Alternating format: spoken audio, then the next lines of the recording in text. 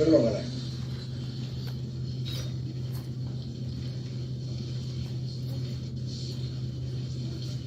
You're all a bunch of fucking assholes. You know why? You don't have the guts to be what you want to be. You need people like me.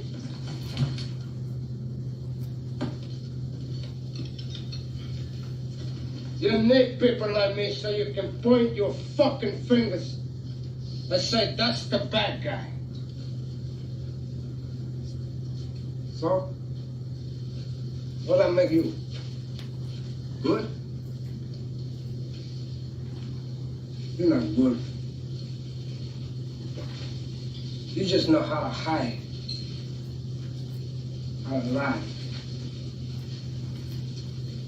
Me, I don't have that problem. Me, I always tell the truth, even when I lie.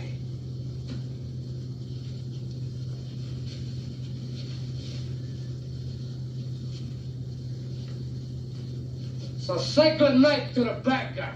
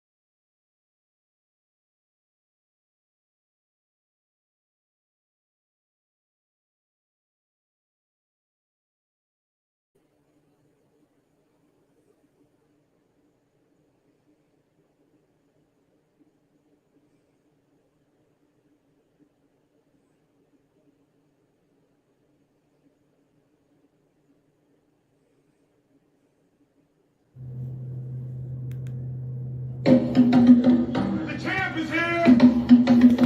The champ is here! The champ is here! The champ is here! The champ is here!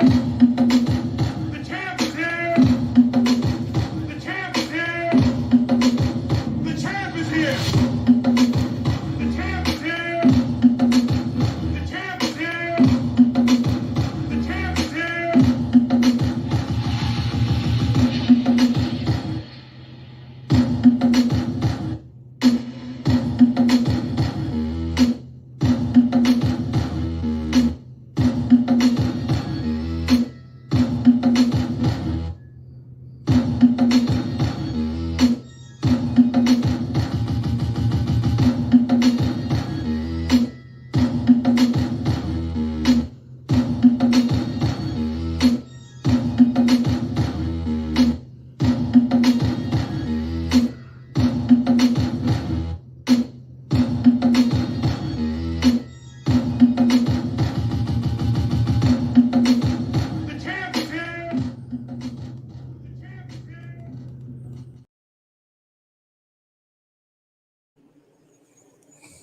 Good evening, people. It's your boy, V Israel, the People's Champ.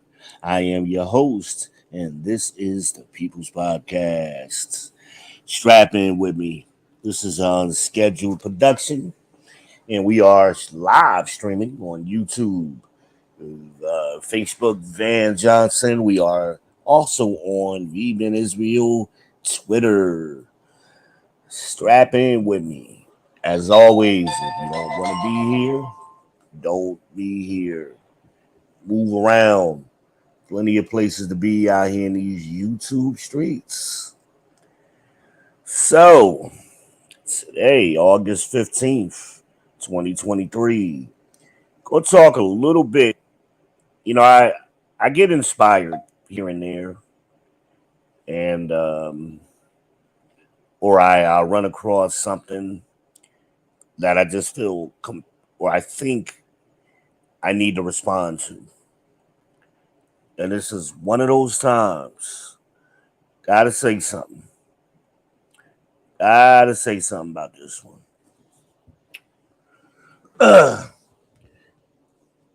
So I've been doing a lot of research on cargo van slash sprinter van business and gig work. I like to thoroughly research things, and those are topics that's always on my mind. It has been for a couple of years now. So I follows, I guess because I follow a lot of these people who are in those fields, I get I get suggestions, in the algorithm. So I watched the video, and this is kind of funny to me because it's funny to me how certain bad information never seems to go away. It just constantly circulates and circles the internet and comes back around every few years. So it never really dies, and people just repeat it. So I guess this is kind of going to be a little rant session, but there may be some interest in here for people who are planning on starting a gig type of business with a cargo van or with a car or a pickup truck, any type of gig work. So the bad information or the argument that always comes up: should you buy new or should you buy used? And the bad information is people make a recommendation. Oh, you should buy used because you want to buy a car that's already depreciated.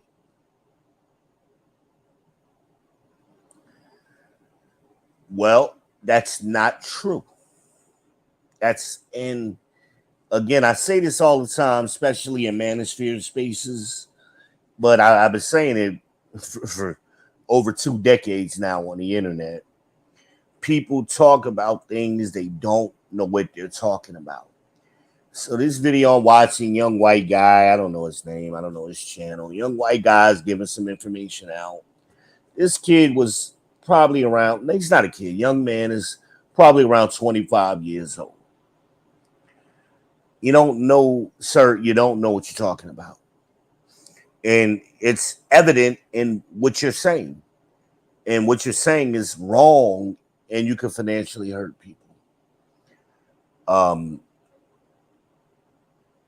he gave the advice to buy used, and wouldn't talk about cargo vans, but it applies to cargo vans.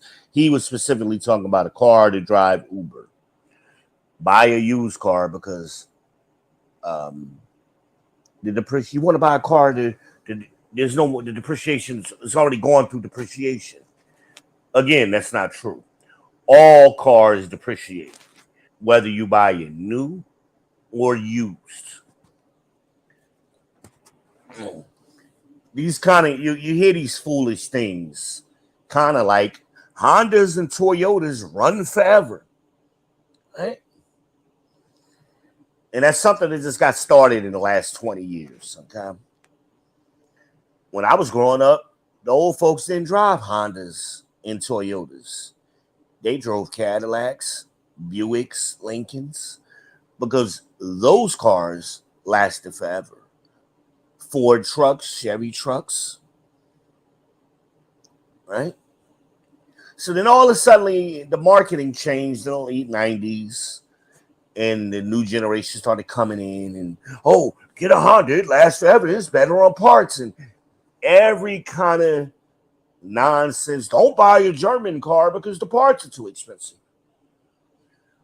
Coming from people who never owned rather a German car, never had a BMW, never had a Mercedes, never really had a car, period, that they had to buy parts for to be able to compare it with. They're just hearing something some fool said and they're regurgitating over and over and over. Like, that's part of the American culture. You get that with a lot of things. I've owned a BMW before. I've owned a Buick before. I've owned domestic cars. I put $500,000 miles on a Mustang from 1 to 500. I put all of them on there. Car lasted 16 years. Would have lasted longer if I wouldn't have had a bad. If I wouldn't have got hold of somebody else's bad mechanic. Another story. My BMW. Only thing I ever had to replace in that was a clutch, and that clutch was cheaper than I had put a clutch in a Ford Escort one year. That Ford Escort, that clutch at the dealership was $1,800.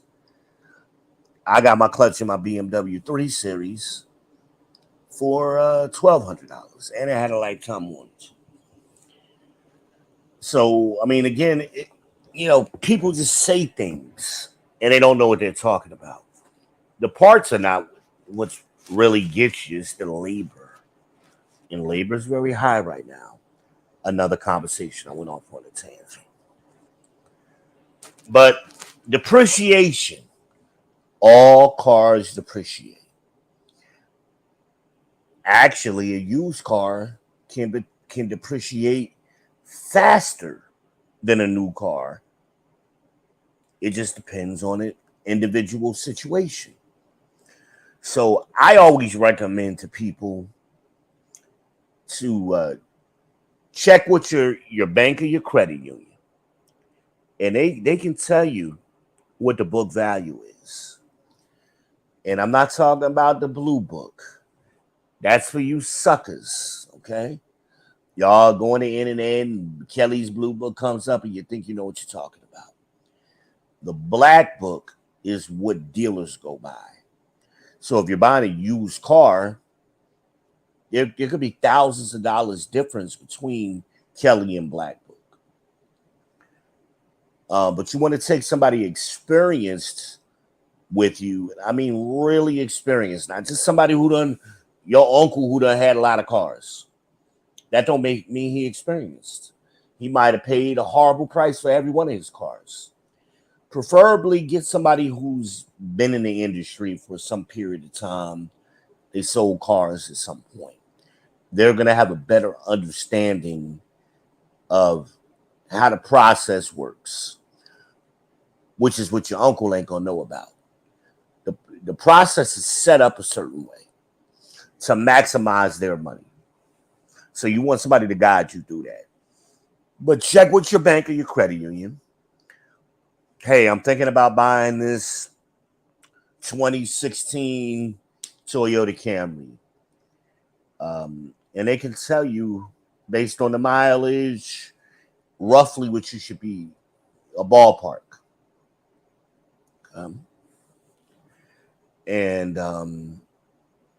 For example, I had a friend of mine last year. I tried to tell my friend last year was not the time to buy a used car or any car. They had a shortage on the chips for the new cars, and that created an overly inflated marketplace for the used cars. And the dealers were trying to take advantage of it. They were like starving piranhas, man. And anyway, she had a car she was trading in. She owed $9,500 on the car to the finance company.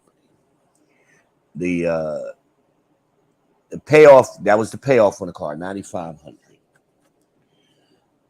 And the trade-in value on the car was $9,000. So she was only upside down $500, which isn't bad. Well, the reason why it was that close together is because of the overly inflated used car market. So her car was actually valued more than what it should have been because of what was going on in the marketplace, and it was working to her advantage. But my recommendation was, if you got to do it now, you need to be looking at a new car. New cars, a new domestic car, Ford, Chevy, they're gonna have a rebate on it. So that rebate's going to absorb that negative equity, and that'll help you get out of that older car. And the interest rate is typically going to be better on a new car than it is on a used car. So she might have ended up in a situation where she would have lowered her payment. Her insurance was going to go down, so she was going to lower her car insurance, and and but she may have been able to lower her monthly payment on the financing as well. But my recommendation was to wait. Or I gave it some. I don't want to get too far into that. But I'm just trying to use that as an example. So the dealership was trying to sell her a used Honda, 20 2020 Honda or something. Well, it was a couple of years old. But they had marked up the Honda for another $6,000, and they were trying to get her to put $5,000 in cash down. Why were they doing that? Because the bank was not going to finance it. The numbers didn't book out. So the bank is saying this new car should be $6,000 cheaper than what it is. No way we're going to approve a loan for $5,000 over book value on this used car. They wasn't going to do it. So, but the dealer was playing that game and trying to play on her emotions and get her to put a big chunk of money down so they can keep all of their profit. So what would have happened if she had bought that car for $5,000 over book value? Immediately, as soon as she signed the paperwork and headed off that lot, that car would have instantly depreciated $5,000. We're not even talking about normal depreciation. We're not even talking about normal. We just talk about the 5,000. So she could have really had about $8,000 in depreciation. What does that mean? The black book or the marketplace value of a car, let's say, is $10,000. The dealership is trying to sell it for 18, the same car for 18,000. And I'm making these numbers so they make sense. So that means they got $8,000 worth of markup. You go on a lot, they're like, oh yeah, I bumped $2,000 off.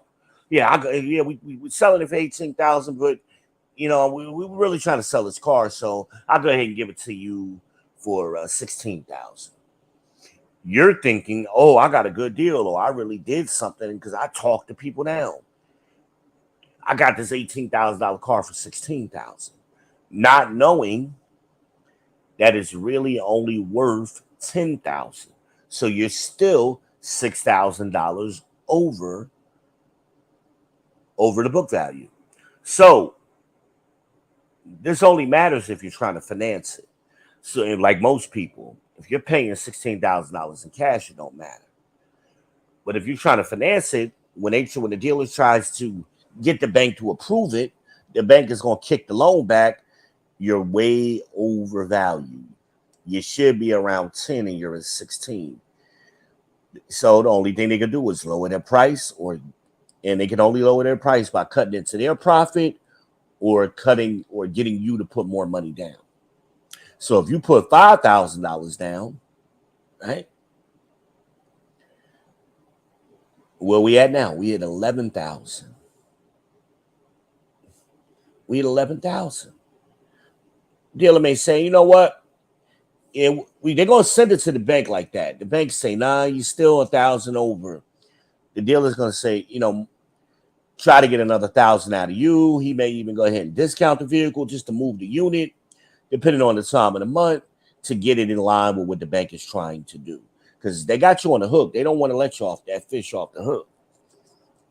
So they still end up, if they discounted another $1,000, now you're at 15. They still have $5,000 worth of profit, and you paid $5,000 more than what the car was worth. Now, let's. Why does this matter? Because again, you're trying to build a business. I'm assuming if you're watching this video, you're interested in more of the business side. Let's say it's a cargo van, Sprinter van, and it's $30,000. It's a used cargo van in good condition, $30,000. You finance $30,000 at whatever interest rate, don't even matter, right? So you're paying interest on top of the $30,000. And let's say you're projected to make $100,000 a year in gross profit through your cargo van business over the next year, right? Now, if you got a good accountant and you use this strategy, you can. This is not financial advice. This is information, people. I suggest consulting your own accountant because your situation, your estate may be different than what I'm describing here. So, that disclaimer being said, you can write off $30,000 for your business, right? Your $100,000, you got a $30,000 deductible. Now you're down. Now you're paying taxes on $70,000, right? Okay, let's look at it that way. Or let's. What if you had bought the new Ford Transit extended high roof, whatever it costs, $50,000 new, right? Just trying to make the numbers even so they make sense. Now, same guy at the end of the year. Now he has $50,000 worth of tax deductions, right? So he's paying less taxes than the person who bought the used one, right? The person who bought the new one is paying less taxes, or on the same amount, on the same $100,000. So you gotta do your due diligence, people. And that's just a quick example. Not even getting into the maintenance of the vehicle. Obviously, the maintenance is going to be better on the new one than it is going to be on the used one. So that $30,000 that you put on that van, how much did you have to put into it? Did you have to buy some new tires? Did you have to put a new alternator in it? You know, you already got your initial investments just to get it cargo van ready. You got to buy E-Track. You got to, buy a dolly. You got all them other expenses you got. I mean, well, some of that is going to be universal either way, but they're going to be more expenses getting that used van up to par than the used one, than the new one that's already ready to go right off the showroom floor. Okay.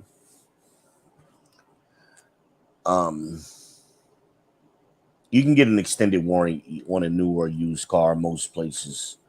I suggest you buy the extended warranty if you're going to. It's business. You can write it off. But again, talk to your CPA, your tax professional, and develop your tax strategy before you buy the vehicle. This should be part of your business plan. So when you work the numbers out, yeah, you're going to be spending more. You may spend more money up front, but over the course of a year or 5 years or whatever, which one is going to work out to the better advantage? That's what you got to look at. Part of your business is availability, and if your vehicle is down, because you got to get some work done to it, that's cutting into that money that you make, your gross income for the year. So that's a consideration. What is your insurance going to be on the new one versus the used one? You got to look at it both ways. Gotta look at it both ways, right?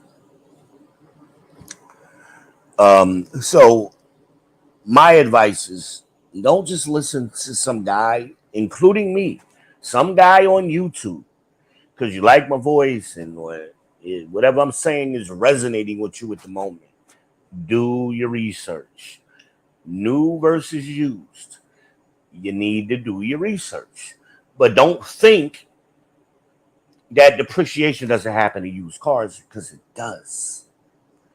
Um, Most times in a new vehicle, you got less than $1,000 worth of dealer holdback, and well, yeah, dealer holdback and profit. Depends on the vehicle. Larger vehicles have more dealer holdback and more profit, but it's not as much as you think. It could be on some vehicles as high as $3,000, but on your average vehicle, it ain't. It's not as much as you think. Um, I remember I was watching the Gig Geezer. Shout out to the Gig Geezer, and he was telling a story about Pulliam Ford, Columbia, South Carolina. I don't know him personally, and it's the story caught my attention because I also worked at Pulliam Ford, and I was there a year. I left a year before he started. He started in 2000. I left in 1999, but I was there for the same reason he was there. But I learned the business. I worked there for about 3 years. But I remember in '99 we were phasing out the Escort and bringing in the Focus, but we still had 1,000 Escorts on the lot. And that year, we were giving Escorts away. We were taking $10,000 off sticker, right off the rip. We just wanted to get those units off the lot. We were selling them cheaper than any other dealership on the East Coast. So I remember one night, we were the midnight store, and we either worked 8 to 8 or 12 to 12. So this night, I was working 8 to 8, and I was trying to get out of there. It's about 8 o'clock, and all the other guys had headed out. We were going to the bar, little bar on Two Notch Road called the Owner's Box. And I was walking to my car, and a customer picked me up. No other salesmen were available, so I had to stay and help. So the woman said, "Hey, I'm looking at this used Escort," and my eyes lit up. So, well, ma'am, I got a great deal on these new ones. And the husband wouldn't listen to me. The husband, no, we're gonna buy same thing. Same 1999 now, same story. Oh, no, depreciation. I said, sir, you're not understanding. I'm gonna give you $10,000 off of a 99. This one is a 96. They were identical. The only thing different is actually the 99 was fully loaded for Escort, meaning it had everything except leather seats. And sunroof. Sunroof was a dealer option, and so was leather seats. But it had every factory option: the 6-disc changer, power windows, everything. Alloy wheels, same exact color. I had every color you can imagine. So, but he was stuck on that used one because somebody had told him about depreciation. He didn't understand it, but the old Southern man got stuck in his ways. He made me sell him that used one.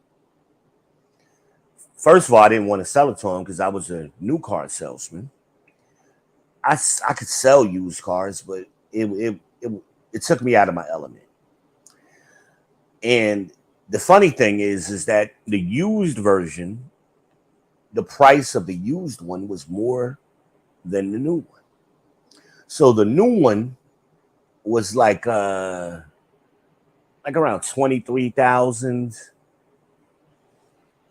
MSRP or something, somewhere around there if I remember correctly.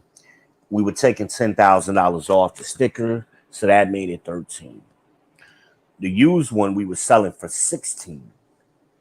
And again, we had about $6,000 worth of markup in it. And I tried to tell him, my finance manager, because I wasn't doing finance at that time, for used cars. So the finance manager tried to tell him, sir, we're giving you the better deal on the new car. Your payments are gonna be cheaper, your insurance is gonna be cheaper. You don't even have to put no money down. On this used car, you're gonna have to put it at least $1,500 down. Your interest rate is gonna be higher, and your payments are gonna be higher. We showed him the numbers side by side. Everything was leading towards the new car as a better deal. But because of that depreciation trope that's out there in the ether, he couldn't get it through his head. His wife understood, but the husband couldn't understand. Again, it was already $3,000 cheaper. So just imagine you typically factor about $15 for every 1,000. So his payment is going to be $45 to $60 cheaper off the rip before you even calculate interest. Wouldn't do it. And there was a limited 90-day warranty on the used car, whereas the new car had a full warranty, bumper to bumper. He could have got the extended warranty and stretched it out to 10 years. He just wouldn't listen to me. And I told him, I said, sir, I'm trying to give you the best deal. You're refusing what I'm saying. I tried to make this quick. I told him I was getting ready to leave. I didn't even want you as a customer. I was trying to leave. I was on my way to my car. So I'm not out here that somebody's out here waiting to pounce on a customer. I took care of you because I didn't want to leave y'all walking around out here by yourself all night. I'm trying to get you the best deal. Like, we could have had this done. He was there for about 2 hours.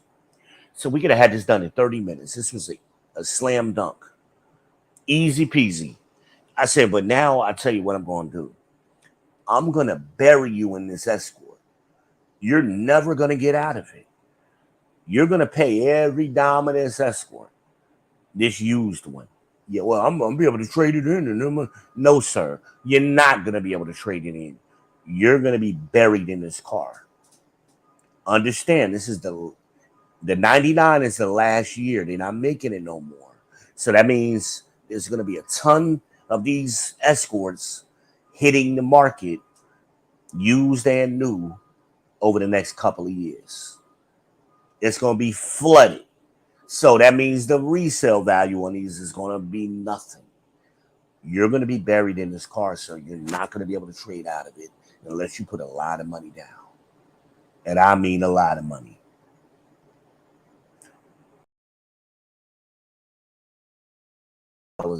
Down to get out of that car. Because again, we were already selling the new ones for $10,000 off MSRP. So that all of that affects the market. Anyway, he didn't listen to me. But so as soon as he bought that car, it was worthless. That car depreciated as soon as they drove it off the lot that night. Worthless. Had he driven the new car off the lot, he could have turned around and sold it for a profit. Instantly. That's the difference. So you need my advice again. Talk to somebody preferably who knows the car business. Talk to your bank. You know, a lot of times somebody at your bank or your credit union, they have a guy who knows cars, who knows the industry. Kick it with them. Talk to them. You pay for that service at your bank. Talk to them. They're going to look out for your interest, not the dealer's interest.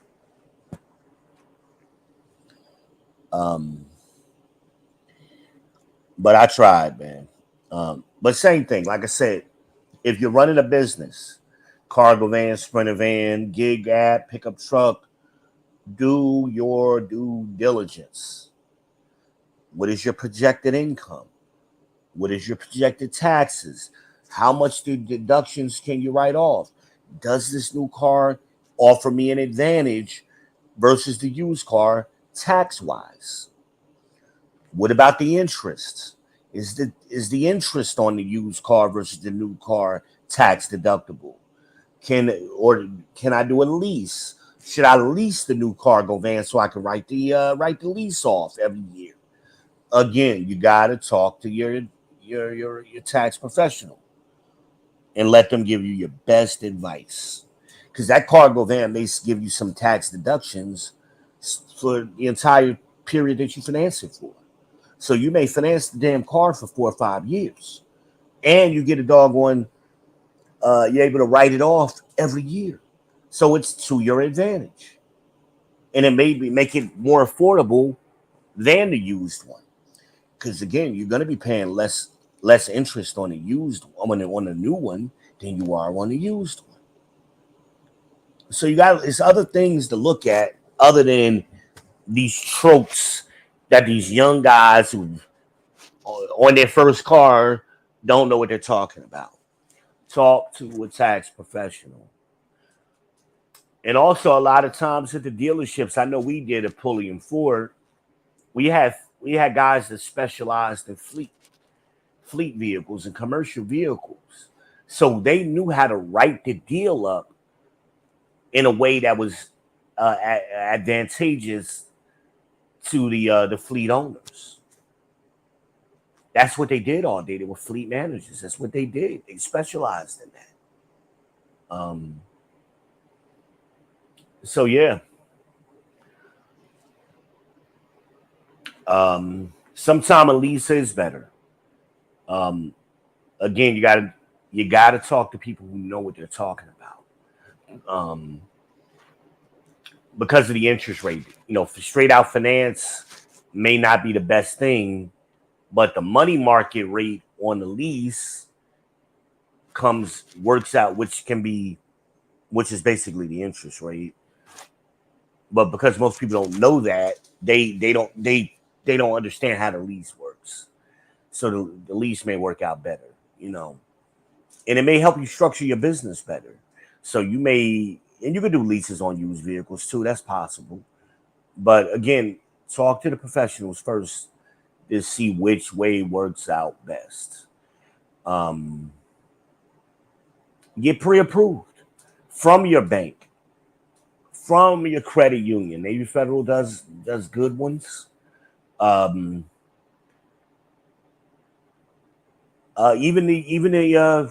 even Ford Motor Credit.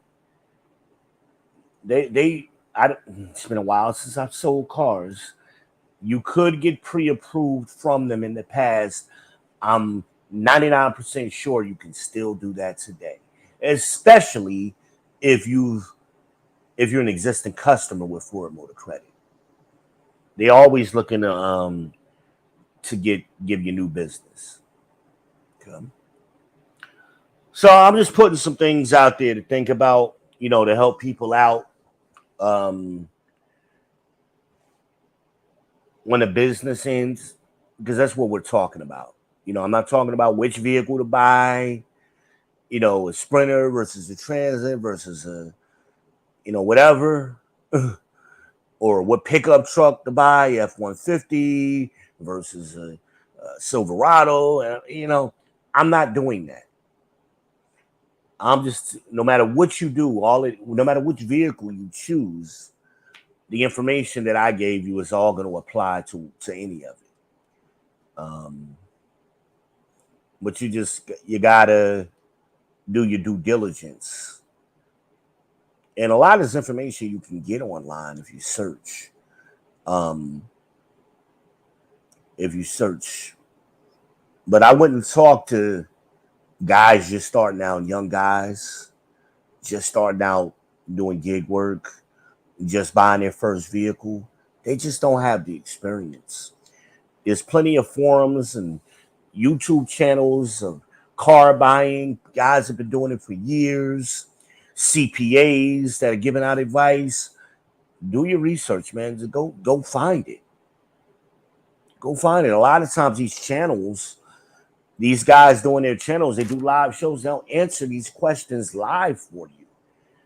These tax professionals, these financial planner guys, they do live shows all the time. Ask the question, which would be better? generally speaking. And you may have to. They may say, "Hey, I do consulting. You know, $100 or whatever. You got to kick them $100 to get talk to them over the phone for a consult. But that $100 may save you thousands of dollars. All the information ain't gonna be free. You gotta pay. Gotta pay. Hey, if you're in the Charlotte area, hey, pay me. I'll go to the dealership with you and negotiate your car purchase. I'll do it for you. But if you want quality you got to pay for quality. That includes the service. Everything ain't free, people. Shout out to Kevin Samuels.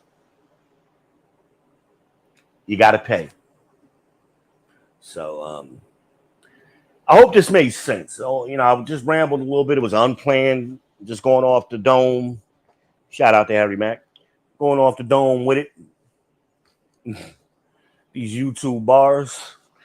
Holler back at me. I hadn't talked about this topic in a while. I used to do a lot of forums when the internet was forum based. I used to do a lot of forums on how to buy cars years ago. I just don't want to see people hurt themselves or shoot themselves in the foot listening to people who just don't know what they're talking about. Oh, my thing about Hondas and Toyotas. Here's my proof that they don't last forever. Go to any mall, go to any Walmart in this country, any large parking lot. Show me all of these Hondas and Toyotas that last forever. Where they at? Right? Where these 20-year-old and 30-year-old Hondas that everybody's still driving? Where are they? But what you will see, you'll see some old Buicks out there. You see some old Cadillacs. You see some Ford trucks, some Chevy trucks. Been running for 60, 70 years. Any car will last if you take care of it. Maintenance, an ounce of maintenance is better than a pound of prevention. So whatever you get, it ain't just about oil changes. Your vehicle has a service book, and it gives you intervals of service: 30 miles, 30,000, 60,000, 100,000. Certain things need to be done. Keep up with your service intervals. If you take care of your car, it will last. Again, I got 469,000 miles out of a 1996 Mustang. Put every mile on it myself because I took care of it. Got to take care of it. Hondas do not last forever. The only Toyota that I would even put in that category were the old school Corollas. And one of the I sold Toyotas. I worked for Dick Dyer Toyota too, 1-2 notch. Never been a fan of the Camry versus the Corolla. The reason why I preferred the Corolla is because the Corolla had a timing chain instead of a timing belt. And that timing belt just needed to be adjusted every 100,000 miles. But I knew a guy who had put 800,000 miles on a Corolla. Number one selling car of all time. Corolla. But that doesn't mean that applies to every Toyota. But I've yet to see all of these 30-year-old and 20-year-old Hondas that's everybody is still driving. You'll see one here and there, just like everything else. But you don't see them in any significant numbers. You just don't. All right. Well, that's all I got, man. I'm rambled enough for today. I hope y'all enjoyed the content. Like, subscribe. Definitely like and subscribe the Gig Geezer. He gives great content about the business side of cargo van, sprinter van business. He's down in Columbia Metro. He's in the Metro, y'all. But definitely support the media, man. Support your content. Support my content. Like, subscribe. That definitely helps us stay in the algorithm. And get it, your boy. I am V. Ben Israel, the People's Champ, and I am out.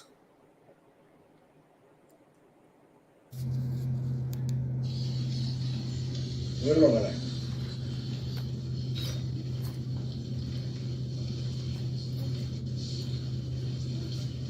You're all a bunch of fucking assholes. You know why? You don't have the guts to be what you want to be.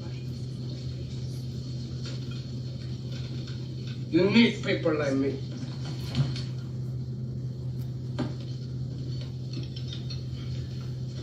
You need people like me so you can point your fucking fingers and say, that's the bad guy. So, what'll I make you? Good? You're not good. You just know how to hide, how to lie. Me, I don't have that problem. Me, I always tell the truth, even when I lie.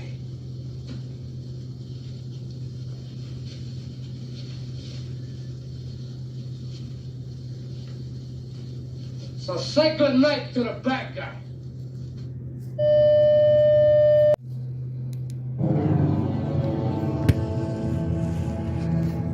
I know what it's like to lose.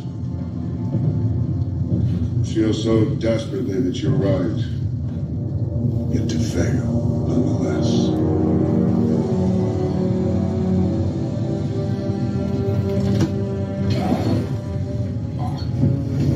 It's frightening. Turns the legs to jelly. I ask you, to what end? Dread it? Run from it? Destiny arrives all the same. And now it's here. Or should I say,